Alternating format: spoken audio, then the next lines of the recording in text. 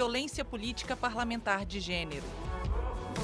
Para a ONU Mulheres, violência política de gênero é qualquer ação, conduta ou omissão que, com base no gênero, cause dano ou sofrimento a uma ou várias mulheres.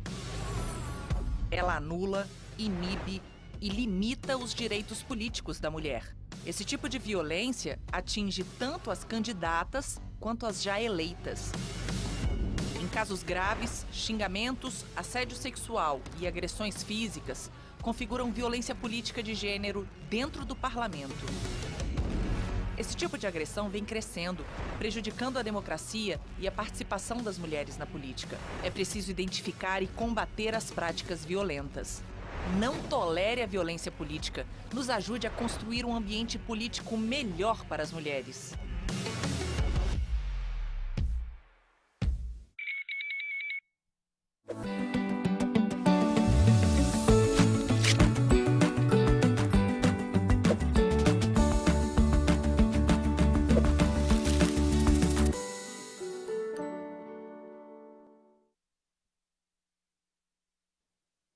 Pode falar.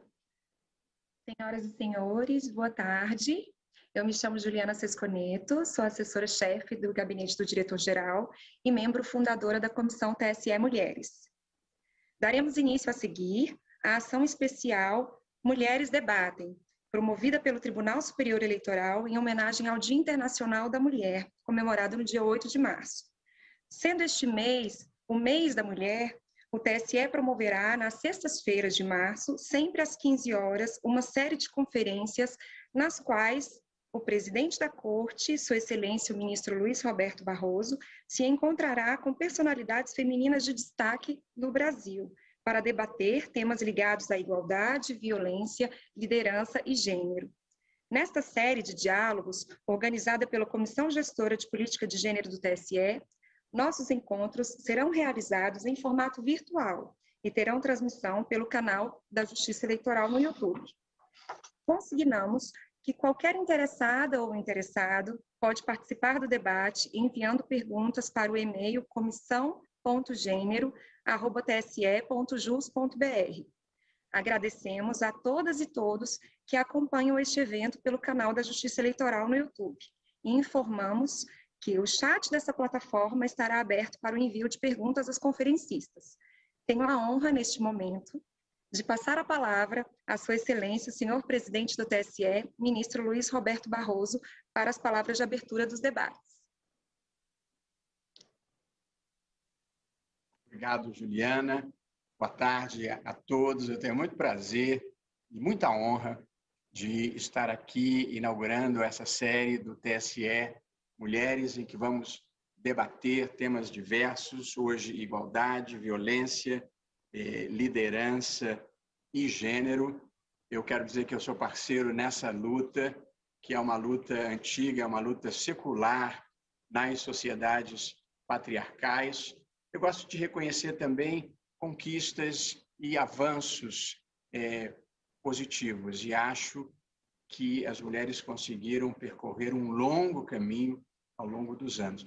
Eu fiz aqui uma listinha muito rápida para comparar situações pretéritas e situações atuais na luta por direitos civis, por direitos políticos, pelo seu ingresso na vida política, que se deu em 1932, somente em 1932, no Brasil e na década de 20, nos Estados Unidos e na Europa, as mulheres passaram a ter direitos políticos, o direito de votar, embora a ideia de ser votada ainda tenha ficado reduzida a uma grande inexpressividade ao longo das décadas.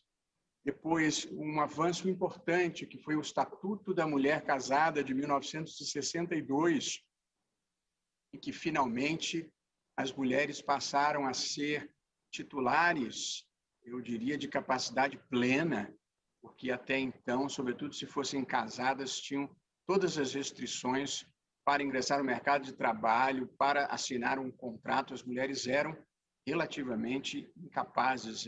Olhando para trás, parece completamente absurdo, mas nós estamos falando de uma mudança que só ocorreu em 1962. Os avanços continuaram ao longo dos anos 60 e dos anos 70.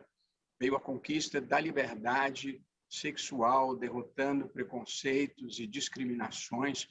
Me lembro quando eu era mais jovem, eu diria na minha primeira juventude, devo estar na terceira ou quarta a essa altura, havia nos concursos para juiz em muitos estados uma investigação social que era feita para afastar gays e mulheres desquitadas. Que era uma coisa pré-histórica, paleolítica, mas que ainda vigorava na mentalidade conservadora e patriarcal, já avançados os anos 70. Mas, como disse, apesar de ser uma caminhada ladeira acima, os avanços foram se acumulando. E em 1988, com a Constituição, as mulheres conquistam igualdade plena no casamento. O homem deixa de ser o chefe da sociedade conjugal. Aquilo é uma parceria, não é uma tribo. E também esse foi um passo importante, um capítulo importante no avanço feminino. E, portanto, apesar de ser uma luta inacabada, eu diria que na minha vida adulta, poucas transformações foram mais profundas e relevantes do que a ascensão da mulher em múltiplos espaços que incluem também o mercado de trabalho, apesar de ainda haver discriminação, sobretudo salarial, remuneratória, relativamente às mulheres, e não deve passar despercebido. Sem falar da luta contra a violência sexual, contra a violência doméstica, que essa, sobretudo, é uma luta inacabada que nós precisamos colocar na agenda e no radar. E, finalizando aqui, também cobrar dos homens, de todos nós, cuidados na linguagem e cuidados nas atitudes para não reforçarmos estereótipos e perpetuarmos a discriminação. Possível exagerar a alegria que eu tenho de ter aqui, sob a moderação da Pétria Chaves, com quem eu mesmo estive num seu programa recentemente, conversando sobre literatura, a Adriana Cruz, que é uma respeitadíssima, brilhante juíza federal no Rio, que me deu o privilégio de trabalhar no meu gabinete por uma boa temporada, e a professora Flávia Biroli, da Universidade de Brasília, que é uma das estrelas da ciência política no Brasil.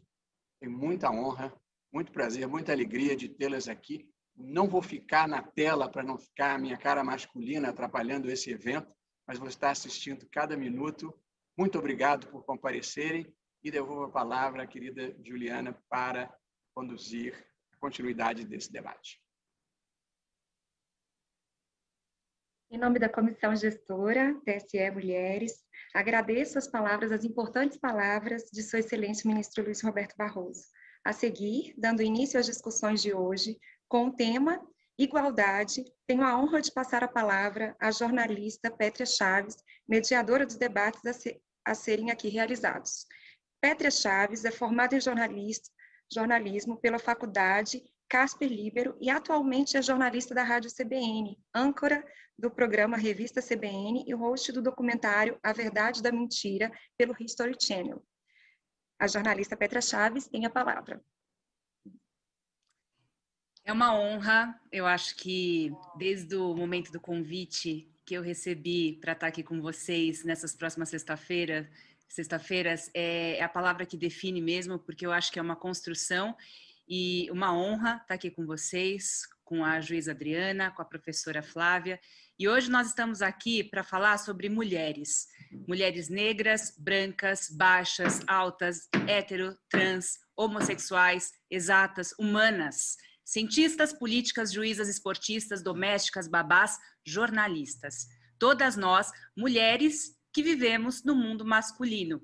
E seria, gente, muito mais fácil viver e florescer se essas regras desse mundo masculino não fossem tão divergentes do que fala a nossa alma, porque são muitas regras excludentes, ainda agora. E como abriu aqui essa conversa brilhantemente o ministro Barroso, trazendo para a gente um histórico sobre vários pontos cegos na nossa história, em que hoje, relembrando, a gente não pode acreditar que isso já aconteceu. Estamos aqui hoje e nas próximas sextas-feiras para debater quais são os pontos que talvez a gente ainda não veja, mas existem mulheres muito sérias batalhando nessa luta para abrir caminho para todas e todos nós. Eu tenho a alegria de conversar hoje com as duas que foram apresentadas aqui pelo ministro Barroso e também pela Juliana, a juíza Adriana Cruz, que é juíza federal, titular da 5ª Vara Criminal do Rio de Janeiro. Além da brilhante trajetória profissional, ela pesquisa a criminalidade econômica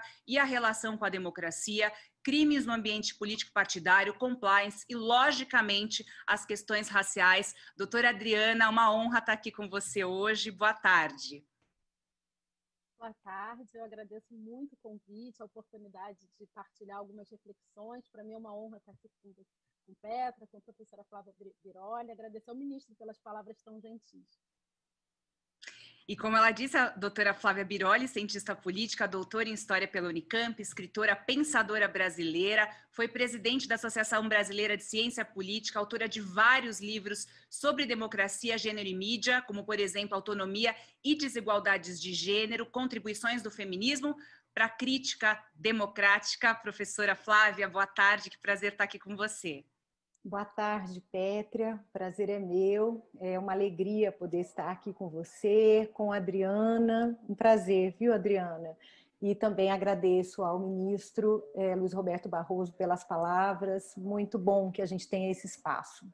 É muito bom mesmo. E eu começo essa nossa conversa, essa nossa roda de conversa, que inclusive tem a participação, que eu já vi aqui, né, do chat, de muitas servidoras que trabalham também brilhantemente para abrir espaço e mostrar o trabalho da mulher. Eu queria começar com a doutora Adriana, porque é o seguinte, como eu disse aqui no início, se nós vivemos num mundo em que o tabuleiro das relações é masculino, doutora, falar em igualdade, mas continuar jogando as regras, não é falar em igualdade em realidade. Para a gente começar essa conversa, eu queria saber, diante da tua trajetória acadêmica, profissional, respeitada, conhecida, o que hoje, do ponto do teu trabalho e das lutas também, você sente, enxerga e vivencia que hoje é a discussão mais importante a respeito de igualdade de gênero, que é claro que entra também com a questão racial, mas qual é o ponto, quando a gente fala de igualdade, que você acredita que a gente precisa discutir, doutora? Eu penso que a gente precisa problematizar... O seu áudio doutora, o seu áudio está um pouquinho baixo, talvez chegar um pouquinho... Agora melhor? Excelente. Excelente. Como conversávamos um pouquinho antes do início, né, aqui do nosso encontro, a professora Flávia muito bem pontuou, é preciso que a gente problematize o próprio conceito de igualdade, né, que tradicionalmente, ou de uma maneira mais linear, é visto exclusivamente como igualdade de oportunidades, né, ou igualdade de acesso. E eu acho que nós precisamos repensar, na verdade, as regras do tabuleiro. Como você mesma colocou, não é possível que a gente encontre resultados diferentes utilizando as mesmas fórmulas. E a fórmula que a gente tem utilizado tem demonstrado que nos leva a uma profunda desigualdade na forma de viver, né? No viver. Quando a gente olha para o Brasil, para a realidade brasileira, lógico que isso vai se espraiar em outros espaços, em outras sociedades contemporâneas, mas se a gente olhar para a nossa realidade, para a realidade brasileira, o fato de você nascer mulher, de você nascer trans, de você nascer negro ou de você nascer branco, só para exemplificar, vai definir a forma como você nasce, a expectativa de vida que você tem, a maneira como você vai viver ao longo do período de tempo que te for permitido respirar, né? E também a maneira de morrer. Então, os números nos gritam esse dado que é, né, dito por todos conhecido. Então, hoje nós temos no Brasil 75% das pessoas que morrem de morte violenta são pessoas negras, num cenário de queda de homicídios de pessoas brancas. Então, nós temos uma realidade de violência completamente diferente, definida pelo marcador racial. Nós temos os números de violência sexual. Sempre que eu vou para algum encontro, eu gosto sempre de buscar algum dado do noticiário do dia ou da véspera, e infelizmente eu nunca me frustro em trazer algo muito... alguma informação muito fresca. Então, assim, hoje a Folha de São Paulo nos traz os números de estupros no mês de janeiro de 2021, né? O maior número de estupros registrados nos últimos 7 anos.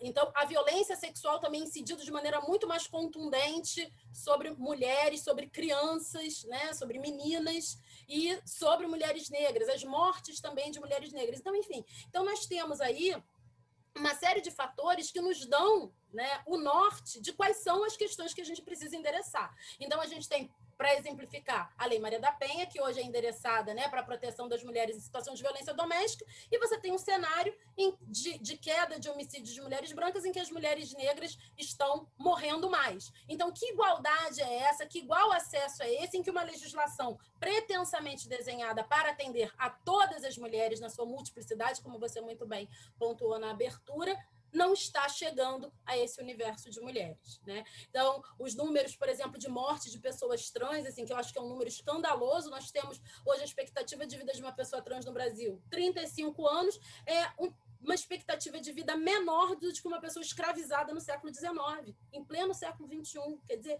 isso é uma barbaridade, né? Então, o próprio conceito de igualdade e qual é a forma como a gente vai pensar a igualdade, ela precisa ser repensada, porque ela só pode ser pensada, na minha percepção, olhando para um sujeito concreto, localizado no tempo, no espaço. Então, eu penso que o maior desafio, né, respondendo a sua pergunta, o maior desafio que nós temos hoje é enxergar esse sujeito concreto, enxergar os atravessamentos que incidem sobre ele, né, enxergar os atravessamentos que colocam essa pessoa numa posição de maior vulnerabilidade e tentar atuar, cada um nos seus espaços, a gente aqui falando do sistema de justiça, tendo em conta esse olhar e tendo em conta essa perspectiva. Maravilhoso, perfeito. E é claro que eu tenho um roteiro que eu preparei, mas é a deixa perfeita para agora jogar essa questão para a professora Flávia. E talvez fique até para as duas, viu, Adriana? Eu vou jogar essa para a professora, mas queria muito a visão de vocês a respeito disso, vendo um pouco o material da professora. No momento em que eu vi essa fala dela, é como se ela deu forma a um incômodo meu que eu vejo em relação a essa questão da mulher, por exemplo. Vamos colocar aqui a questão da mulher e a gente vai permeando aqui na nossa linguagem, mas o ser mulher, nesse tabuleiro masculino, ele é muito desprezado, a exemplo de uma coisa que eu falo sempre, e eu vi também sua fala, do trabalho doméstico, que é um trabalho, em essência, ou em início, feminino. E as mulheres saem empoderadas para serem líderes, CEO, ou estarem no mercado de trabalho, mas existe uma mulher, muitas vezes negra, ganhando muito mal numa casa, fazendo um trabalho feminino. Essa questão, para mim, ela é crucial no entendimento de que o tabuleiro é masculino. As regras valorizam qualidades ou, enfim, potências masculinas.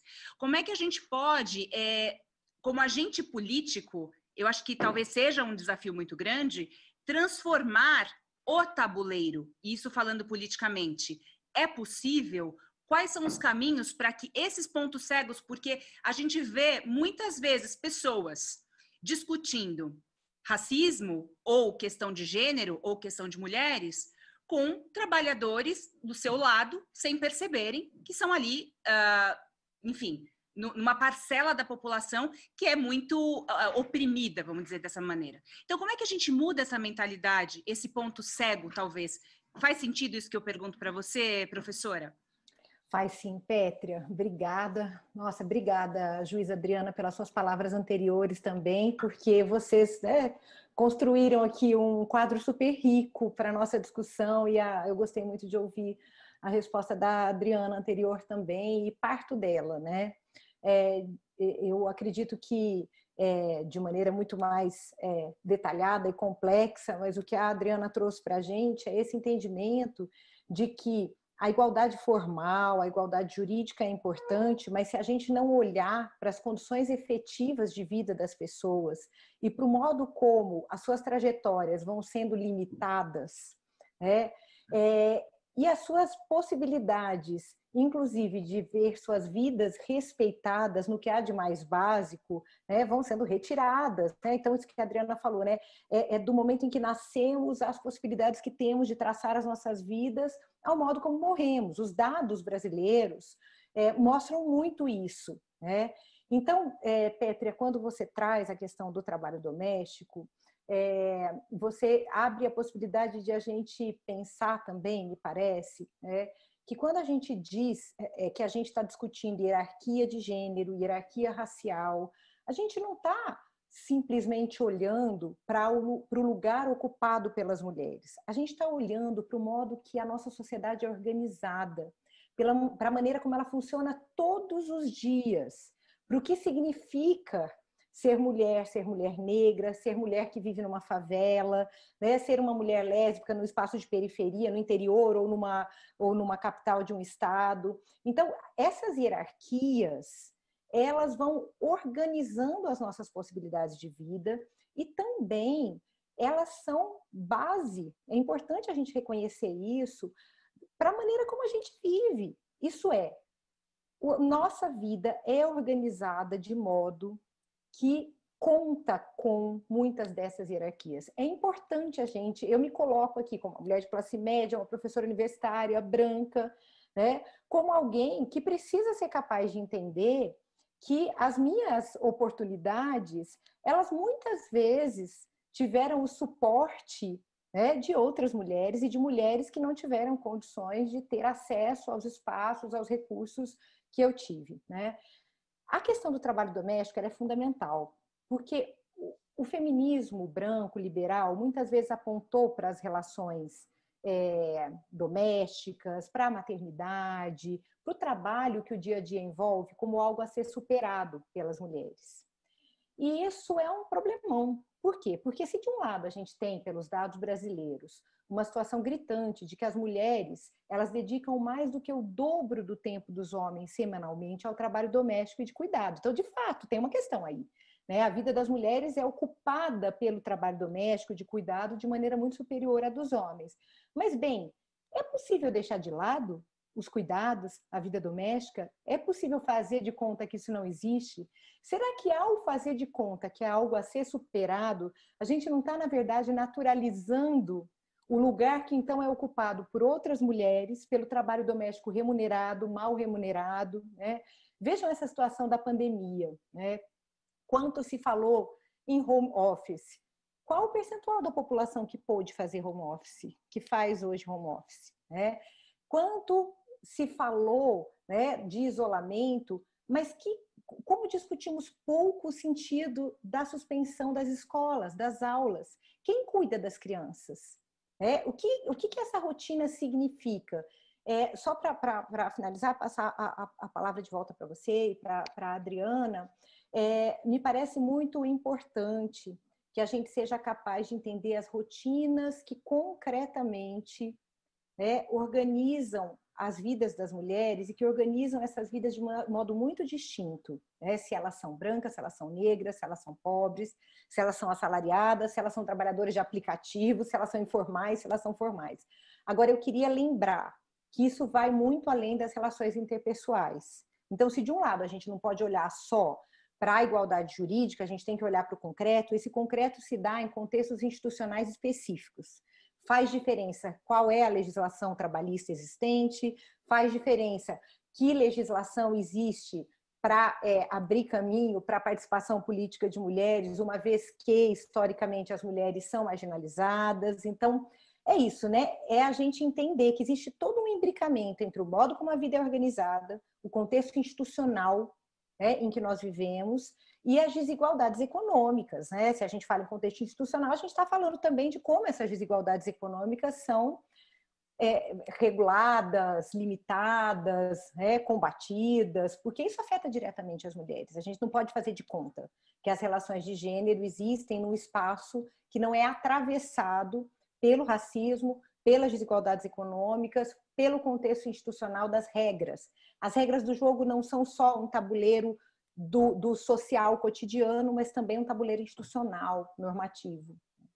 E é perfeita essa ideia, professora Flávia, porque eu acho que muito da inquietação que a gente tem hoje em relação à questão da transformação é esse âmbito individual, né? Quais as transformações que eu faço em mim mesmo e na minha pequena comunidade, mas esse suporte institucional, ele é fundamental para que as transformações elas se deem em nível social, para toda a sociedade. E aí essa minha questão para a doutora Adriana é justamente essa que eu vinha pensando, como é que hoje, na sua visão, doutora, o judiciário, ele vem trabalhando essa questão ou mais? Como é que, por exemplo, do seu ponto de atuação e de grupos dentro do judiciário, é possível ajudar e mobilizar essa transformação de dentro de uma instituição para fora? Isso é possível? E talvez a senhora comentar um pouco com a gente de alguns projetos que a senhora vem encampando também. Bom, só para pontuar a questão do trabalho doméstico, que eu acho que não dá para a gente ignorar, eu tenho, e aí por conta de um projeto que eu vou até comentar com vocês, por conta de umas atuações no Observatório de Direitos Humanos do CNJ, eu tenho feito reuniões com alguns grupos de mulheres negras, né, redes de mulheres negras aqui no Rio de Janeiro e também de outros estados. E aí, na semana passada, numa reunião, uma delas comentava, era um movimento de mães de vítimas de violência do Estado, e elas falando de todas as dificuldades delas de acesso à justiça, a gente tentando mapear. E aí, uma delas mencionou, né, que a dificuldade de acompanhar o julgamento pelo homicídio do seu filho, né, do algoz do seu filho, no tribunal do júri, porque ela precisava negociar com a patroa dela, que era uma antropóloga, né? Então, assim, eu acho que isso ilustra e dá concretude para o que a professora Flávia pontuou, né? Bom, claro que a gente precisa pensar as questões numa perspectiva institucional e no plano individual. Eu acho que eles não são excludentes e muitas vezes as discussões se perdem por isso. Eu tenho uma estrutura, não tem como fazer diferente. Eu não vou fazer só individualmente porque não vai resolver. Não são movimentos excludentes. A minha escolha como juíza, né, foi a de atuar, assim, eu reconheço a legitimidade e a possibilidade das instituições operarem nas transformações que são necessárias e saudáveis para a sociedade. Claro que as instituições elas têm limites, o direito tem os seus limites, né? A gente precisa alinhar a expectativa e realidade aos limites do que o direito pode fazer. A gente não pode fazer tudo, mas a gente pode fazer muita coisa, né? Então, nesse cenário, eu acho que é importante a gente pensar como as nossas práticas cotidianas, os nossos procedimentos aprofundam desigualdades, obstaculizam acesso à justiça, como as nossas práticas inviabilizam que o cidadão tenha o seu dia na corte com respeito, com dignidade. Há uns 2 ou 3 anos eu participei de um evento promovido pelo CNJ sobre a mulher juíza e coletei cartas, né, de mulheres negras de vários segmentos, né, de todas as classes sociais, indagando o que elas gostariam de dizer para uma juíza e uma juíza. E eu repeti essa pergunta recentemente nas minhas redes sociais, porque eu também trabalho no curso de formação inicial dos juízes, queria levar isso para eles. O que você gostaria de dizer para um juiz que está começando? Ninguém diz para o juiz estudar, ninguém duvida da nossa capacidade técnica. O que as pessoas duvidam é da nossa capacidade de enxergá-las como seres humanos e de tratá-las com dignidade e respeito. Isso é muito grave, né? Porque isso foi um uníssono. Muitas mulheres, inclusive, haviam obtido o bem da vida que elas foram buscar, elas tiveram a procedência dos seus pedidos, mas ainda assim o registro que ficou para elas foi um registro de desrespeito, de não escuta, de violência, né? Então, nós podemos sim no momento que o jurisdicionado e a jurisdicionada vêm até nós podemos, não, nós devemos e temos a obrigação de repensar as nossas práticas para fazer de uma maneira diferente do que a gente vem fazendo. Porque, né, assim, há um discurso muito grande no judiciário de que nós prestamos, obviamente, um serviço essencial, mas a gente precisa entender que esse serviço está sendo muito mal prestado. E essa avaliação é a avaliação de quem recebe o nosso serviço. E eu acho que é para quem a gente tem que escutar, né? A gente não pode fazer uma avaliação autorreferenciada. Assim, por conta disso e dessa escolha de atuar e de tentar fazer diferente, assim, eu acho que existem vários movimentos internamente no judiciário, tanto no âmbito das associações. Vou falar, por exemplo, do grupo do AJUF Mulheres, porque é o que eu integro, mas existem iniciativas em outras associações, né? Levantando dados, produzindo pesquisa, promovendo debate, formação e treinamento. A Escola de Formação Inicial também, da Infam, que é responsável pela formação de juízes estaduais e federais, também tem se dedicado a isso. Sei que a Escola dos Juízes do Trabalho também, mas estou falando daquilo que eu acompanho, então sou formadora também da escola. Os juízes hoje, eles têm treinamento de gênero, de raça. Assim, ferramentas e caminhos para fazer diferente as pessoas têm, é uma questão de querer, né? E no CNJ existe, né, hoje o Observatório de Direitos Humanos, a gente tem encaminhado algumas questões, é um órgão consultivo da presidência, e também o movimento o coletivo de juízes negros, que eu também integro e que tem também, eu acho, que assumiu a si a responsabilidade de pautar a questão racial no judiciário, que deve ser algo que deve ser assumido por todos, né? A questão racial e de gênero, porque assim, a gente está falando de relações têm duas pontas no mínimo, né? Então, quando as pessoas pensam em racismo, elas pensam na questão do negro, mas se existe um significado de ser negro, existe um significado de ser não negro no Brasil, né? Se existe o que é ser mulher na sua multiplicidade, existe um significado do que é não ser mulher nessa sociedade. E as pessoas precisam se repensar e se implicar nessas dinâmicas, né? Não sei se eu te respondi.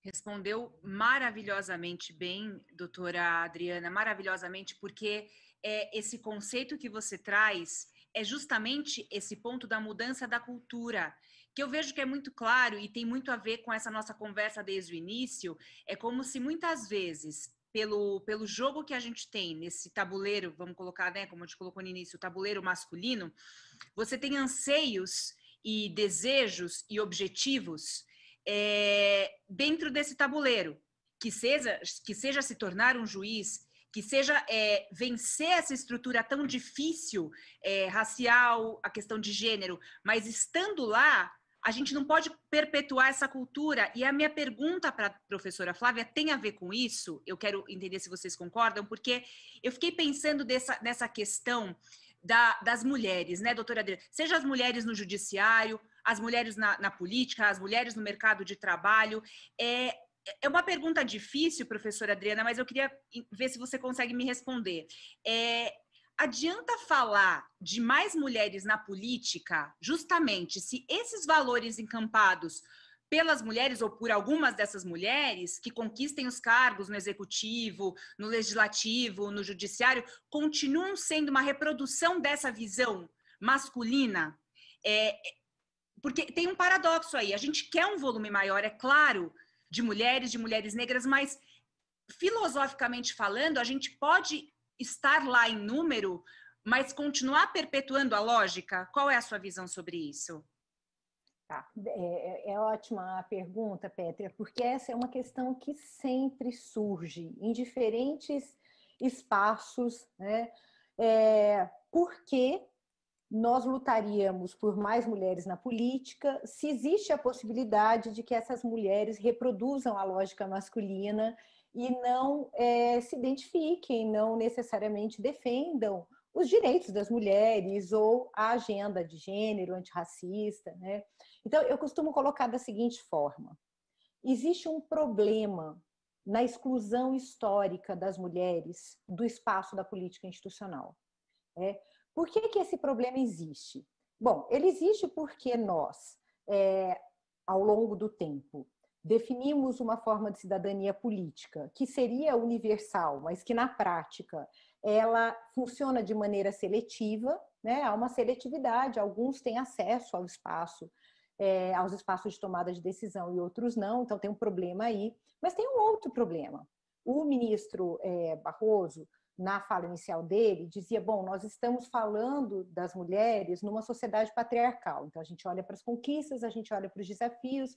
Quando a gente diz que esta é uma sociedade patriarcal, que a gente vive num mundo patriarcal, a gente está dizendo que as experiências cotidianas das mulheres e dos homens, elas são distintas, atravessadas pelo racismo, pelas desigualdades de classe, mas são distintas.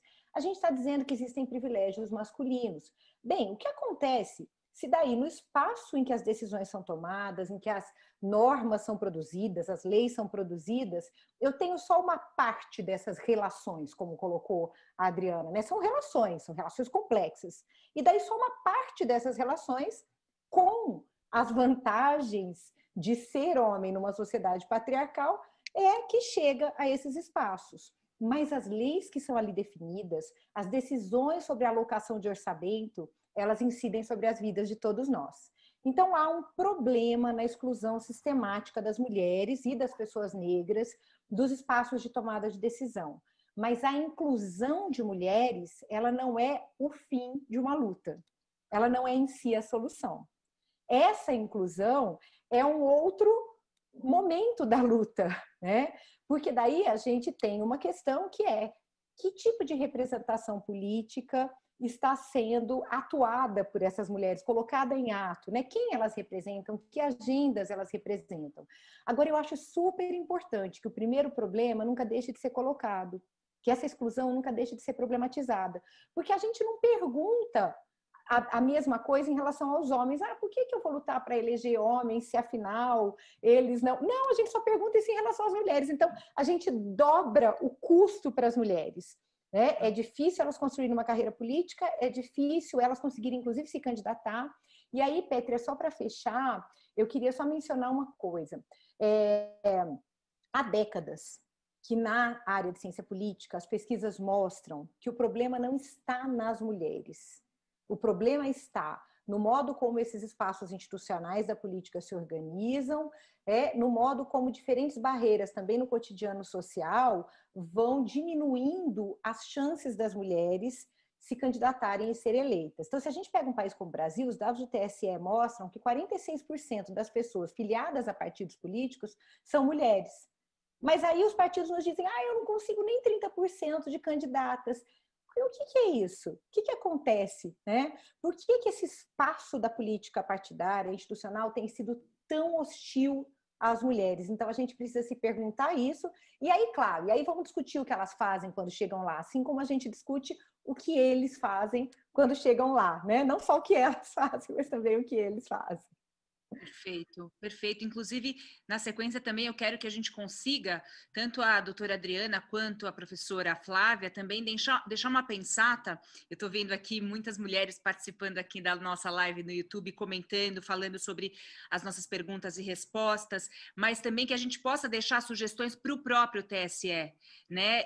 Porque eu acho que o que é mais valioso desse espaço de debate, que foi construído aqui, nesse momento que a gente vai voltar a ser sextas-feiras, é essa grande roda de conversa para sugestões, propostas, para essa comoção e essa atitude diferente e transformadora, né? Não só no discurso. E me toca muito, doutora Adriana, tanto pelo que você colocou, da idade, né? E que muitas pessoas morrem hoje de violência, pela violência no nosso país. Por outro lado, conectando com isso que a professora Flávia comenta com a gente, da estrutura, da cultura que nós vivemos, como que a gente pode olhar, e como a senhora olha também, e vê na realidade, né, do judiciário, no teu dia a dia de trabalho, a transformação que a gente tem que fazer desde a escola, porque isso perpassa a educação, e certamente educação, o valor educação é muito feminino. É de nutrir, é a ética do cuidado. Como é que você vê, também do seu ponto, da sua vivência, uma possível transformação que venha desde sempre para essa formação de uma nova cultura? É possível ou estamos muito longe disso? Eu acho que a gente está na estrada, né? A gente está no caminho.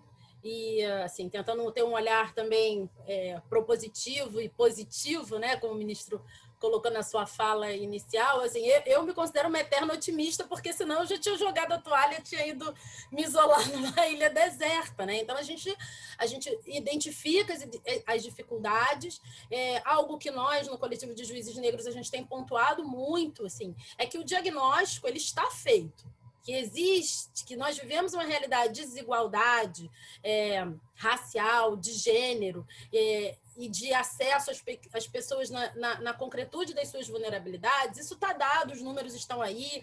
Quem ainda não, enfim, reconhece isso, não reconhece porque não quer. Ferramentas para isso tem, né? É uma cegueira deliberada. Agora, é preciso também que a gente parta para um segundo momento, que, para além da denúncia e do diagnóstico, que é o momento da ação, né? Lá no âmbito do Conselho Nacional de Justiça, foi instituído um grupo de trabalho para propor políticas judiciárias antirracistas, antidiscriminatórias. Nós produzimos um relatório denso, está disponível na internet. O nosso olhar, ele é sempre um olhar na perspectiva do racismo genderizado, como a Grada Quilomba diz, assim, raça e gênero são marcadores que se informam mutuamente, não há como a gente quebrar isso, né? Assim, o ser mulher negra informa o que é ser mulher branca e vice-versa, né? Então, por conta disso, assim, eu acho que ali a gente já tem um rol de sugestões bastante importantes e medidas concretas que podem ser adotadas no âmbito do Poder Judiciário, estou falando aqui no plano do Judiciário, de maneira bem imediata. Tem medidas ali que a gente pode adotar sem R$1 e que foram construídas a partir da escuta da sociedade. A gente fez uma reunião pública, ouviu especialistas, então, assim, tem caminhos ali. Eu fui fazer meu dever de casa, fui atrás do documento, né, produzido pela ONU Mulheres para um processo eleitoral inclusivo. Esse documento também traz muitas indicações, né, tanto no plano entre eleições, pré-eleições, no período eleitoral, a questão do...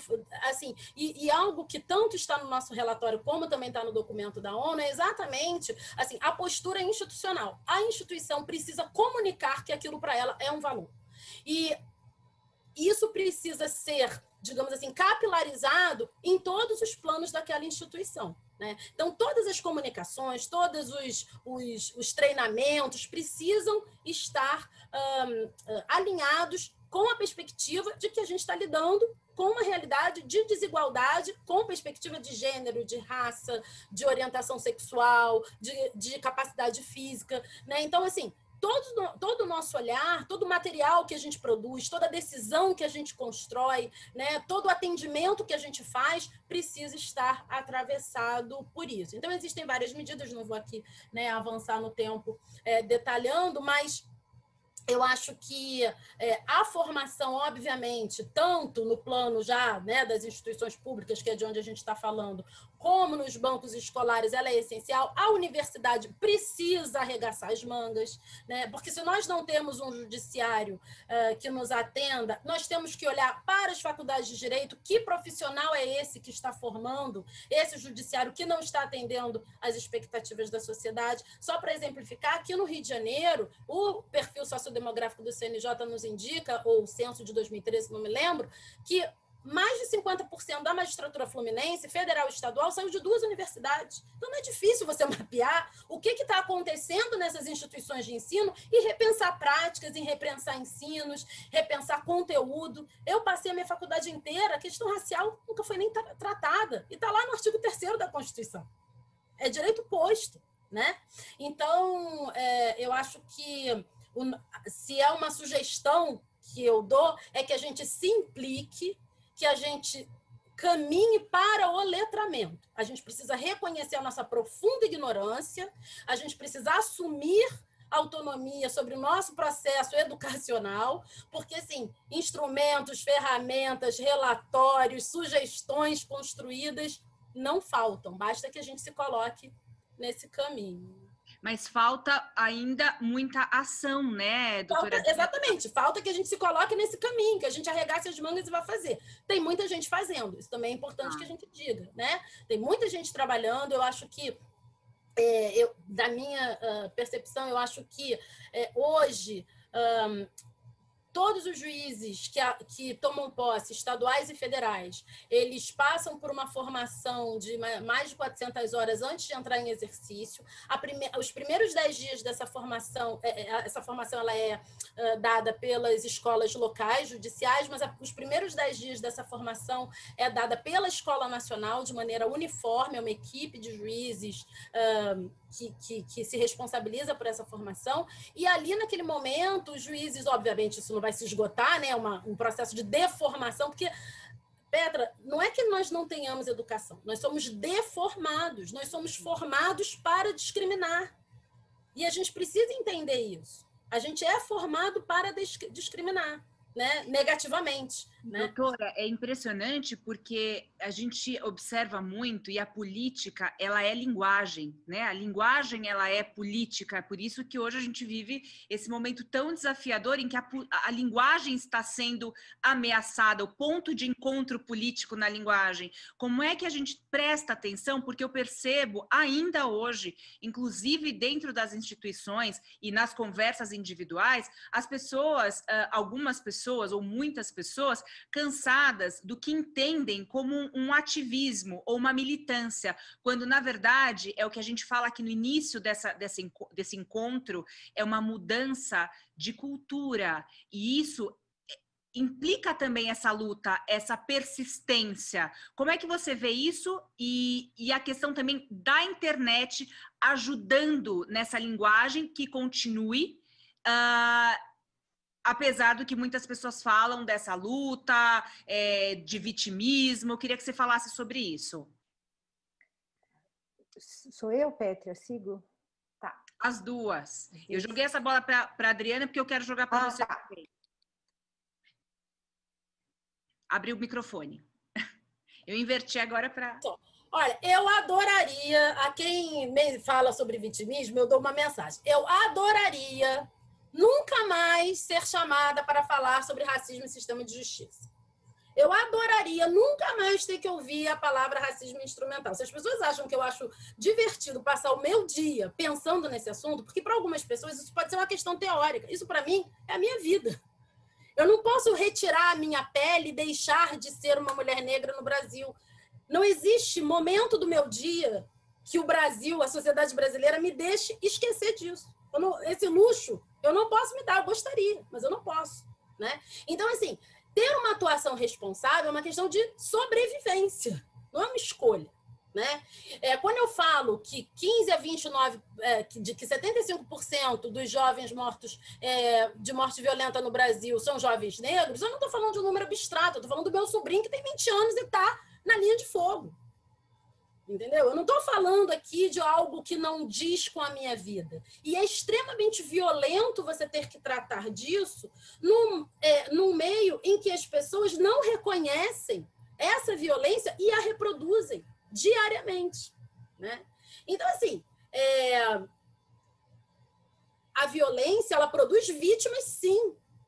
É preciso ressignificar a palavra vítima, que vem sendo deteriorada. E isso não significa que as pessoas que são vítimas não são agentes das suas próprias vidas e não têm autonomia. A questão é que a gente vive numa sociedade que acha lindas as manifestações do Black Lives Matter, desde que elas aconteçam bem longe, lá em Nova York, onde elas fazem as compras delas de Natal. Né? Agora, se a gente vai encontrar, como acontece aqui no Rio de Janeiro, uma passeata de mães relembrando e honrando os seus filhos que foram chacinados e passa um carro xingando essas mulheres, que é isso que acontece, porque a gente não é capaz de reconhecer as nossas lutas como lutas legítimas. A gente diz, nos Estados Unidos existe resistência, aqui não existe. O nosso racismo ele é tão profundo que a gente sequer consegue reconhecer as nossas lideranças como lideranças e a nossa resistência como resistência. Aí se joga nessa caixa do vitimismo. Então, assim, eu só posso lamentar que haja essa percepção das coisas. A gente continua trabalhando, né, dialogando, porque eu acho que só pelo diálogo a gente constrói de maneira diferente, por mais que em muitos momentos dê muito cansaço e desânimo, né, professora? Mas o caminho é esse, né? Por isso eu estou aqui, estou conversando com vocês, parei meus processos para, né? Porque assim, a gente tem outras coisas para fazer, a gente tem outras coisas para pensar, né? Mas a gente, eu tenho uma professora, amiga, ela estuda história, ela diz assim, eu adoraria estudar sobre vasos etruscos, mas eu não posso. Eu tenho um amigo que estuda vasos etruscos, eu não posso estudar vasos etruscos, né? Eu estudo criminalidade econômica, mas eu não posso falar só sobre criminalidade econômica. Claro, quer dizer, claro, posso, mas assim, com a escolha de vida que eu fiz, isso não é possível, né? Que eu fale só sobre o meu objeto de estudo, de interesse em abstrato, né? Então, é isso, né? A gente continua trabalhando, se fortalecendo, trocando, né? E aprendendo, né, com a professora, com pessoas que vêm produzindo de maneira tão contundente na academia, um olhar diferente, um olhar que nos dá chão, como a professora Flávia. Desculpa, falei demais. Falou maravilhoso. Eu acho que esse é o ponto fundamental para a gente entender com o que você disse, doutora, o choque de realidade. É essa realidade, não é só teoria. E para jogar essa bola também para a professora Flávia, de novo, como traz aqui a doutora Adriana, queria um olhar seu para esse momento do Brasil. E agora, a partir de agora, exatamente nesse ponto que fala aqui para a gente a doutora Adriana, temos retrocesso, professora, como avançar, né? E, de novo, não aceitar essa deslegitimidade das causas, como muitas vezes a gente vê acontecendo. Ou talvez, como também colocou a doutora, em tempos de rede social, que isso fique só nas redes sociais, tanto a questão política, quanto a questão de gênero, quanto a questão racial. Qual é a sua visão sobre isso? Obrigada, Pétria. Bom, a Adriana fez uma fala tão forte, eu vou procurar trazer alguns aspectos assim na mesma linha mesmo do que ela coloca, né? Eu gosto muito disso que ela colocou para a gente, né? Não é uma alternativa não lutar, não agir, né? E a gente tem que lembrar que a discriminação e a violência, elas são ativamente reproduzidas todos os dias. Não é que a gente tem lá uma estrutura social que está ali quietinha e a gente vai lá gritar contra. Não, elas são ativamente reproduzidas. Há decisões no plano individual, no plano coletivo, no plano institucional, que colaboram para se reproduzir essa violência, para se reproduzir as formas de discriminação existentes, né? E a gente, quando pensa nas agendas de direitos humanos, nas agendas, né, nesse campo dos direitos humanos antirracistas, de gênero, a gente está justamente se situando nesses esforços coletivos de produzir conhecimento, encontrar alternativas para ação e alternativas de transformação estrutural, institucional, justamente para interromper esses processos de reprodução e de naturalização da discriminação e da violência. Com isso, eu chego no onde estamos, né? No meu entendimento, há dois aspectos que são os mais marcantes do contexto atual brasileiro, que se conectam também com o que tem se passado em alguns outros países do mundo, né? Um é que há um esforço ativo para naturalizar a exclusão e a violência. Não é simplesmente assim, um retrocesso, porque não estamos sendo tão abertos em termos de políticas públicas, de construção institucional, a agenda feminista, a agenda antirracista, não é mais que isso. Há um esforço ativo, aberto, para naturalizar essa violência. Essa é uma característica. E a outra me permite voltar um pouco à questão do próprio conceito de igualdade, né? A gente não tem como falar em igualdade se a gente não colocar no centro das preocupações políticas a preocupação com a vida. Porque na base da noção de igualdade, mesmo de forma abstrata, está o entendimento de que toda vida é valiosa e de que as vidas são igualmente valiosas. Então, o que a gente vive no Brasil hoje, tanto no que diz respeito à violência, à militarização, que tem sido tão sentida nos espaços periféricos das grandes cidades no Brasil, quanto em relação à Covid-19, à pandemia, é uma recusa completa do sentido mais básico da violência, da igualdade, desculpem, né? Desse reconhecimento de que todas as vidas são igualmente válidas. E aí a gente vai construir instituição, a gente vai construir ações para efetivar esse sentido mais básico, né? Então, às vezes eu me sinto, agora mesmo, estou construindo para o final do mês, depois mando para vocês o convite, mas um evento interessante sobre as cotas para mulheres e os financiamentos, né? Para mulheres e para candidaturas negras. E aí, às vezes, eu penso assim, poxa vida, como lidar com esse tema se o fundamental está em xeque, né? Mas aí é isso, é um pouco como a Adriana já falou, né? A gente tem que seguir, a gente não pode deixar que se desconstrua aquilo que é também um caminho importante para a gente ter os espaços, os recursos para que novas alternativas para novas gerações venham, né? Mas o básico, para se a gente quer falar em igualdade, é que a gente reconheça que nós somos diferentes, mas há uma humanidade comum e um futuro comum. A destruição do que nos permite dialogar, do liame entre nós, é a destruição dessa percepção, né, do coletivo. Quer dizer, como que a democracia é a construção institucional dessa possibilidade de nos reconhecermos como iguais e como diferentes. É isso que é o processo democrático contemporâneo, né? Então, é isso que está em xeque no Brasil hoje. É muito sério. Muito, muito, muito sério, e eu lamento muito que estejamos vivendo isso. Mas eu queria dar um saltinho. Você me permite também uma consideração prática ao TSE? Você me permite? Tá. Com certeza. Eu tenho algumas preocupações. Uma a gente está na porta aí de uma possível reforma política, né?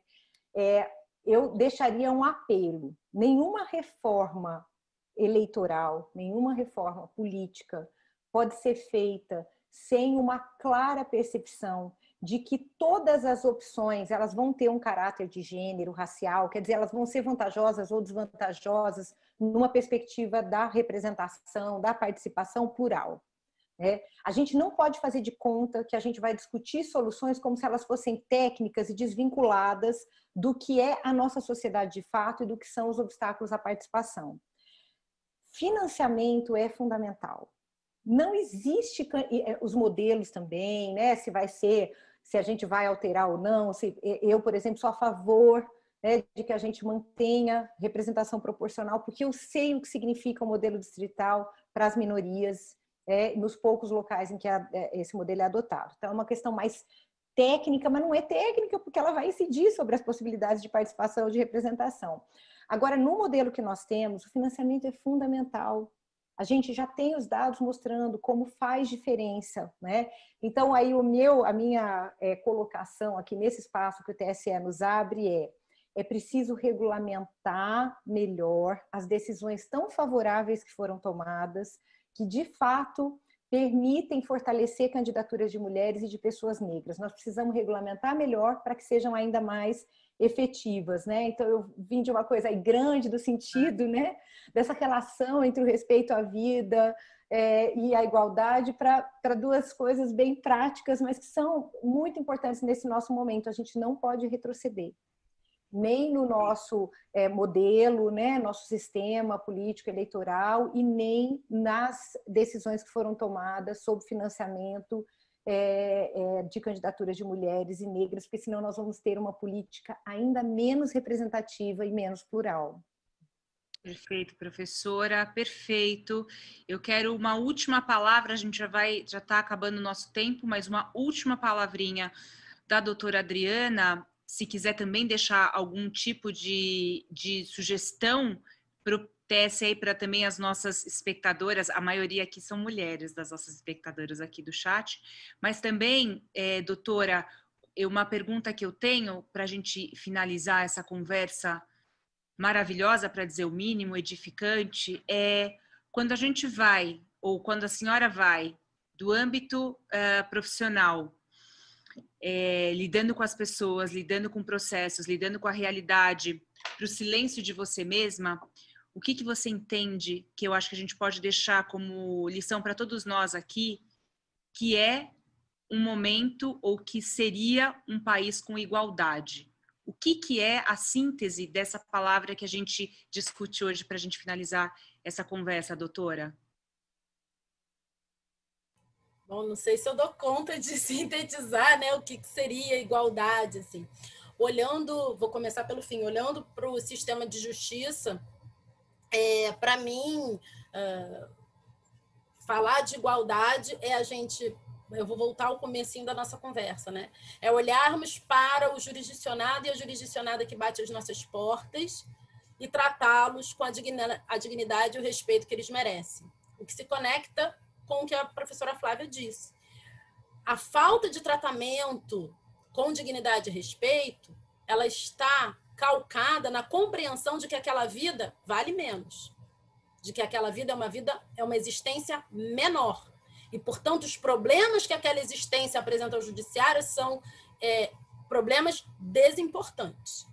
Então, na minha percepção e do olhar da atuação privilegiada que cada magistrado e magistrada brasileiro tem, cada posição privilegiada que nós temos, é de tratar aquele a quem prestamos o serviço com a dignidade e a atenção que eles merecem, estarmos atentos aos obstáculos de acesso à justiça que as nossas práticas fortalecem e constroem, porque nós somos criativos no aprofundamento da desigualdade, é uma coisa impressionante, né? Então, que a gente possa estar atento a isso diariamente, cotidianamente, nas mínimas coisas, no detalhe mesmo da nossa atuação. E isso, obviamente, também direcionado às direções dos tribunais, numa perspectiva macro, né? Olhando para a justiça eleitoral, eu acho que seria muito importante que, lógico, esses levantamentos já vêm sendo feitos, mas eu acho que sob uma perspectiva institucional, que se aprofunde a questão do levantamento de dados desagregados por raça, sexo, região, né? Que essas informações sejam trabalhadas no período entre as eleições, porque eu acho que isso fortalece, né, toda a discussão, todo o debate, aprofunda a democraticidade do debate, e a produção de material que seja direcionado e consiga atingir a todas as mulheres, né, isso aqui falando, obviamente, a todas as pessoas, mas estamos aqui hoje falando das mulheres, que atinge a todas as mulheres, né? Eu acho que a gente precisa pensar em como a nossa linguagem chega ou como ela não chega a esse eleitor ou a essa possível e pretensa candidata, né? E, para encerrar, eu queria mais uma vez agradecer a oportunidade, assim, ficaria aqui conversando com vocês horas, agradecer ao ministro Barroso também, a doutora Aline pelo convite, e queria encerrar com uma referência que eu fiz outro dia, que eu acho que é a síntese do que eu penso para a jurisdição, né? O filósofo Cornel West diz que a justiça é como o amor se apresenta na cena pública. E a Nina Simone, ela canta uma canção que ela diz que a gente tem que aprender a levantar da mesa quando o amor não está mais sendo servido. Então, eu acho que se fica uma sugestão a todas as servidoras que estão nos ouvindo, todas as pessoas que estão nos ouvindo, é que chegou o tempo da gente levantar da mesa onde a justiça não está mais sendo servida, né? Para que o amor que é servido em público, que é a justiça, possa realmente se realizar. Então, é o momento da ação, que a gente se levante da mesa, tenha a coragem de se levantar da mesa para fazer diferente. É uma honra imensa. Doutora Adriana, uma alegria. Como eu falo, é o momento da gente colocar a luz dos brasileiros que fazem diferença. Eu acredito que esse encontro proposto pelo TSE é justamente isso. Toda sexta-feira a gente vai estar aqui. Doutora Adriana Cruz, um abraço enorme, um prazer poder compartilhar do mesmo espaço-tempo que você. Espero continuar acompanhando o seu trabalho, a sua trajetória pelo Brasil durante muito tempo. Um abraço grande, até uma próxima. E também a professora Flávia Biroli, uma alegria também imensa, uma cabeça que faz a diferença. Um abraço grande, uma honra estar aqui e muita admiração pelo trabalho seu e da doutora Adriana. Um grande abraço. E eu jogo agora a palavra para a Juliana, ministro Barroso, sempre com muita honra da gente poder estar aqui discutindo, avançando, tanto na questão filosófica, na questão social e na questão prática do ser mulher hoje no Brasil. Um grande abraço para vocês. Muito obrigada. Agradecemos a participação das integrantes dessa conferência, que nos brindaram com esclarecedoras e importantes ponderações sobre igualdade. Tenho a honra, neste momento, de novamente passar a palavra para Sua Excelência, o ministro Luiz Roberto Barroso, para considerações finais. Obrigado, Juliana. Eu fiquei escondido aqui para não usar a minha posição privilegiada de participar invasivamente desse debate extraordinário, memorável, e agradecer muitíssimo à Pétria pela gentileza de presidir com o talento e a graça com que ela faz tudo o que faz.